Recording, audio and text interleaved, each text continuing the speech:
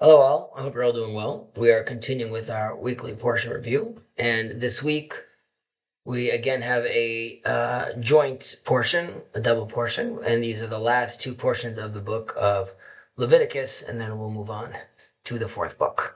But in our two portions this week are Behar, which means on the mountain, right? This is the focus on the sabbatical years and the limits of debt and servitude. And then we have the portion of Bechukotai, which translates into my decrees. And this is really talking about the blessings of obeying the law and, of course, the curses if we're disobeying the law and the vows that are related to that. Today we'll focus on Behar, the first portion, while I'll link something I said last year about the second portion. Now, in the portion of Behar, we read about the laws of the sanctity of the land, like we were talking about, and specifically the commandment of Shmitat Karkaot. This means letting the land lie really unused during this sabbatical year. Now, the Shemitah of the land, right, the abandonment of the land, is unique really among the commandments, the mitzvot of the Torah, because seemingly it contradicts the Torah's very purpose, right? That there's this ultimate goal that we understand, that the Torah wants the people of Israel, right, to enter the land and dwell there, obviously, securely. We know in Kings, of course, the famous verse of every man under his vine and his fig tree. We also know that we need to work the land, like Ezekiel tells us that the land will yield its produce and the trees will bear fruit as well. Now, we see here, though, that the Torah is commanding us to, every 7 years, we have to essentially cease working the land, right? And partially we are detaching from it. Now, the Torah is instructing us that once every 7 years, we are exiled of our land. Not physically, but in the terms of its labor, there's this exile element to it. And this strange idea is actually clarified in this single verse in our portion. In Leviticus 25:23, it says, "The land shall not be sold in perpetuity, for the land is mine. You are but strangers and sojourners with me." Right? So the Torah is really seeking to teach us that our hold on the land is not one of ownership, but really of a trustship. Right? The land doesn't really truly belong to us. It belongs to all the generations, right? To the divine presence that really is dwelling among Israel.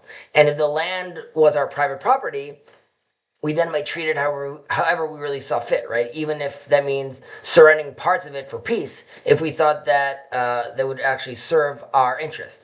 But since the land belongs to God, right, as it says, "For the land is mine," we may not do whatever we wish with this land. It's really not ours. It's an inheritance from Hashem, from the Master of the universe. And in truth, the human condition itself is one of a stranger and a sojourner, if you think about it.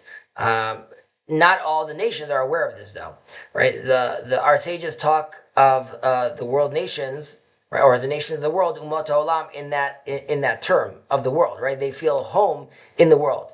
They're born in their land, and they see this connection to it. It's natural and it's really unquestionable. I would say, in contrast, our nation was really born outside of this land. We're born in Ur, right? Abraham has to make a decision that this is what he wants to do, and then we move on to Egypt, right, where all our people are sitting, and then we're in exile, and then we're in Europe, right? So our bond with the land is like that, really, between a husband and a wife. It's chosen. There's a moral relationship that's being developed. If we are righteous, the land is ours. But if we're not, then we're exiled from it. And this is a mature relationship with the land, not one of ownership, but one of a shared destiny. And the people of Israel really have merited to be one of the only nations in which the consciousness of being strangers is deeply rooted in their national awareness. And it's really the foundation of their history. And this unique trait, in some way, grants us a special understanding of the divine. Hashem, in a sense, is also a stranger in this world. On one hand, of course, it's his world. On another hand, he allows himself to be exiled from it, right? He retracts himself from it in order to grant the world a certain degree of autonomy. So just as God, Hashem, relates to this world as a stranger, so too are we strangers and sojourners with him, right? Close to him, and we attend his will and his wisdom. So we have to work on keeping this relationship a co-creation, a co-partnership together with him, and realize that we have a tremendous amount of responsibility being back in the land, to act in a moral way, and to really together with the land elevate it in a way that we are worthy of it. Shabbat Shalom.